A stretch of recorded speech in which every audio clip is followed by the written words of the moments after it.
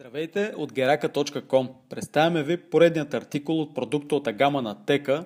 Това е кухненски смесител от серията Teka MC10+. Показваме ви как се движи самата ръкохватка напред, назад и настрани, посредством което се задава силата на струята и температурата на водата. Видяхте и логото на производителя върху ръкохватката.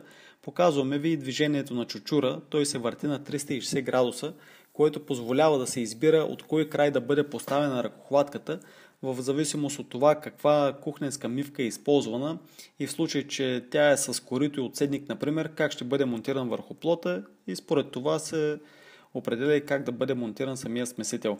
Той е изработен от плътен месинг. Виждате странната форма на ръкохватката, както и чучура, които правят смесителя наистина различен от множеството кухненски смесители.